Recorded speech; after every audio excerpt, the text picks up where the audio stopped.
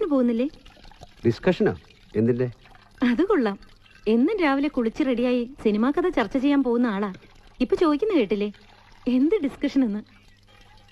ഓ അതോ, ആ കഥ വഴിമുട്ടി നിൽക്കുക മധു. എന്തു പറ്റി? യഥാർത്ഥത്തിൽ കഥയല്ല, കഥാനായകനാണ് വഴിമുട്ടി നിൽക്കുന്നത്.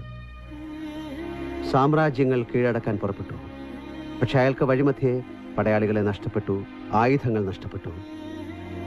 ജീവിതത്തിന്റെ മുമ്പിൽ തുറച്ചു നോക്കി നിൽക്കുകയാണ് അയാൾ. സാമ്രാജ്യം വേണോ, വിശപ്പടക്കാൻ ഭക്ഷണം വേണോ? അതാണ് ഇപ്പോഴത്തെ ചോദ്യം. സാമ്രാജ്യം കിട്ടിയാൽ ഭക്ഷണം ഒരു പ്രശ്നമാവുന്നില്ലല്ലോ. സാമ്രാജ്യം ഒരു വിദൂര സ്വപ്നവും ഭക്ഷണം നിലനിൽപ്പിന്റെ പ്രശ്നവുമായാൽ കഥയൊക്കെ ശരിയാവും ഉദയേട്ട. ഉദയേട്ടം വല്ലാതെ മൂഡ് ഓഫ് ആണെന്ന് തോന്നിയിരുന്നു. വെളിച്ചെണ്ണ തീർന്നോ, സോപ്പ് വാങ്ങണോ എന്നൊക്കെ അല്ലാതെ എന്നോട് സംസാരിക്കുന്നത് തന്നെ അപൂർവം. ഇതാണ് കാരണമെന്ന് ഇപ്പോഴല്ലേ